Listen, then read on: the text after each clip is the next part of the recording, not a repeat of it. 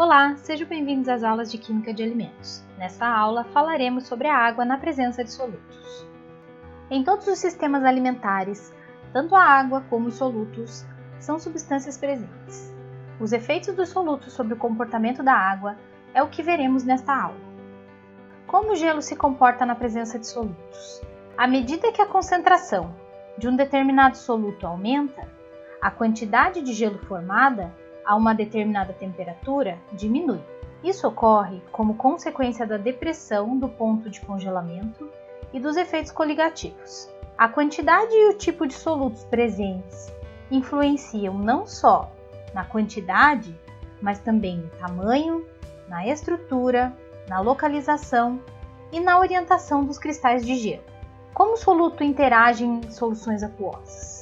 Antigamente, as expressões ligação de água e hidratação, a nível macroscópico, costumavam ser utilizadas para a descrição da tendência geral da água em se associar a substâncias hidrofílicas, incluindo materiais celulares. O grau de intensidade da ligação da água ou da hidratação dependem de vários fatores, incluindo a natureza dos constituintes não aquosos, a composição salina, o pH e a temperatura. O termo capacidade de retenção de água costuma ser aplicado à descrição da capacidade de uma matriz de molécula em baixa concentração de reter fisicamente grandes quantidades de água. Matrizes alimentícias que geralmente atraem água desta forma incluem géis de pectina, géis de amido e células teciduais, vegetais ou animais. Geleia, molho de salada e frutas são exemplos desses alimentos. A água capturada de forma física não flui a partir dos tecidos alimentares com facilidade. Entretanto, durante o processamento, essa água se comporta com propriedades bem similares às da água pura. Ela é removida com facilidade durante a secagem, facilmente convertida em gelo durante o congelamento e disponível como solvente de imediato.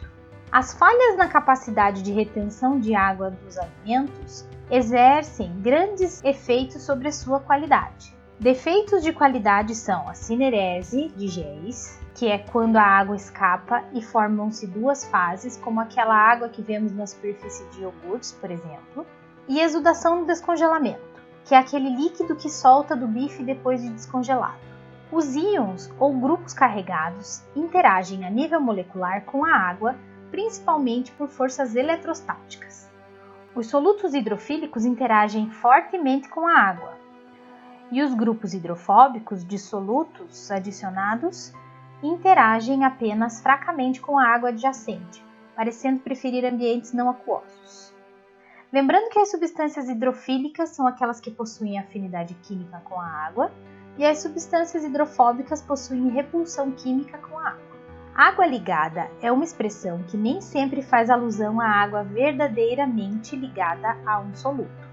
Algumas definições propostas estão apresentadas a seguir.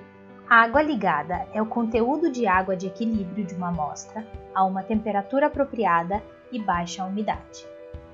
Ou água ligada é aquela que permanece não congelada a uma determinada temperatura arbitrária, em geral a menos 40 graus Celsius ou menos.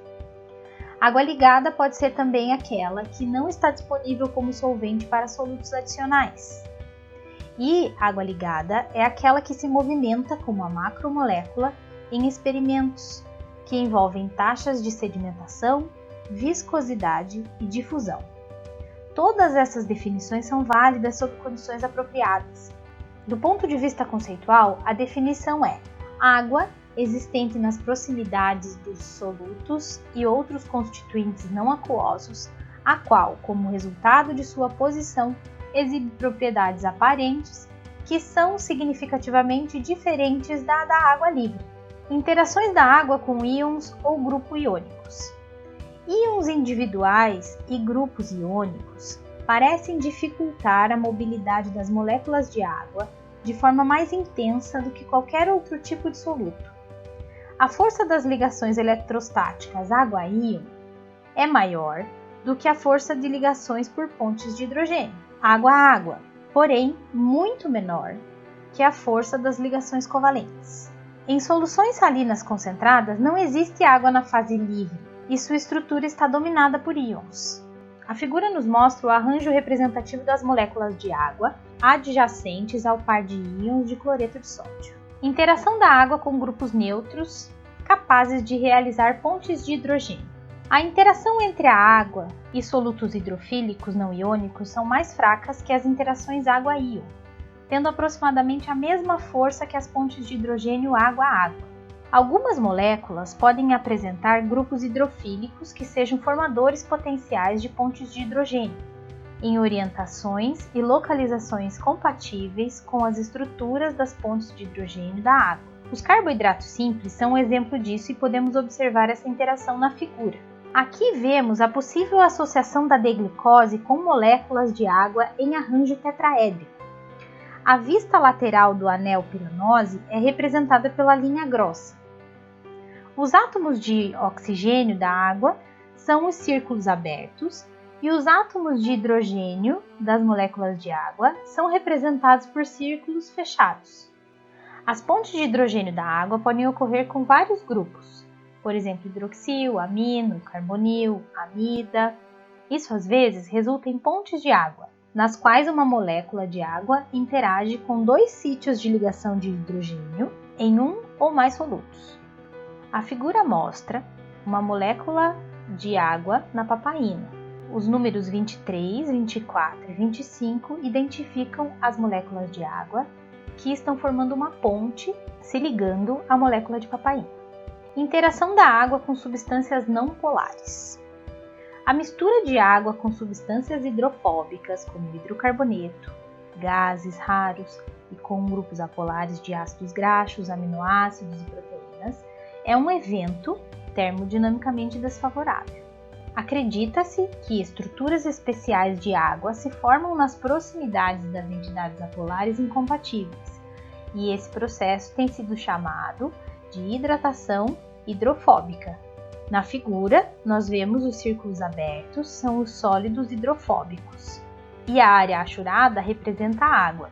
O sistema ajusta-se na tentativa de minimizar a entropia, reduzindo a associação da água às entidades apolares presentes, como se a água ficasse ao redor do sítio hidrofóbico. A interação hidrofóbica é um processo de reversão parcial da hidratação hidrofóbica, onde dois grupos apolares separados se associam entre si, diminuindo assim a área de interface água-apolar, como podemos ver na figura também. Como a água e os grupos apolares encontram-se em uma relação antagônica, a estrutura da água se ajusta a fim de minimizar o contato com os grupos apolares. Em moléculas grandes existem regiões polares, hidrofílicas e hidrofóbicas. Com a exposição dos grupos apolares das proteínas, a associação entre grupos hidrofóbicos ou interação hidrofóbica é facilitada. Vemos na figura a ilustração esquemática de uma proteína globular sob interação hidrofóbica. Os círculos são grupos hidrofóbicos e as moléculas em forma de L são moléculas de água orientadas conforme a proximidade de uma superfície hidrofóbica e representam moléculas associadas aos grupos polares. O que vemos é que a molécula de proteína, que tem regiões hidrofóbicas e regiões hidrofílicas, ela se contorce rearranjando as regiões, fazendo com que os grupos hidrofóbicos se aproximem e a área hidrofílica fique para fora.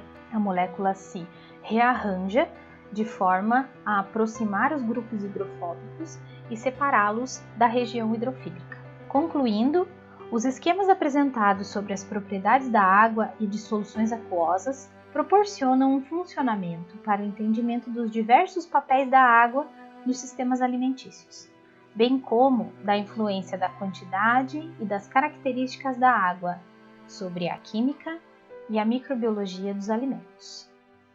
Esse foi o livro utilizado na elaboração desta aula. Obrigada por assistir. Dúvidas podem ser esclarecidas no chat ou no e-mail robertaleone@utfpr.edu.br.